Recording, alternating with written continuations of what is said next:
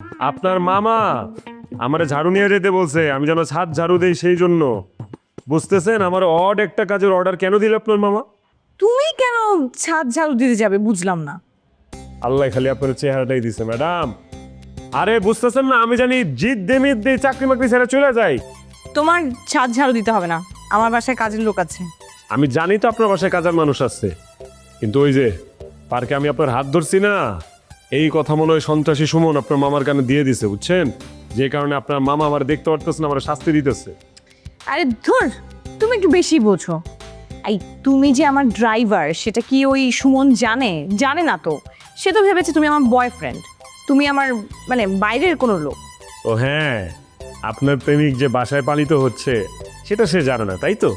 আমার সাথে কথা বলতে আসলে সাবধানে বলবা, লাইন ছাড়া কথা আমার একদম পছন্দ না। যেই কথা আপনার পছন্দ না সেই কথা আমি জীবনও বলবো না। আপনার মন জয় করতেই তো আমি আপনার কাছে ড্রাইভার হয়ে আসছি। বেফাস কথা বইলা এইখান থেকে বিদায় হওয়ার কাজ আমি করবো না, এত কাঁচা কাজ আমি করি না। তাই তুমি এত কথা কি করে বলো? মাঝে মাঝে বাংলা বলো, আবার ইংরেজি বলো, এত কথা কি করে জানো তুমি? তোমাকে না আমার সন্দেহ হয়। আর সন্দেহ তো আমার নিজেরও হয়। কেমনে আল্লাহ আমার এত প্রতিভা দিল? দিলা তো দিলা আল্লাহ। জন্মটা দিলা একদম গরিব ঘরে, বড় লোকের ঘরে জন্ম দিতা, তাহলে যে কেউ চাইলে ঝাড়ু দিয়ে আমার হাত ধরাই দিত না যে যাও ছাদ ঝাড়ু ধর।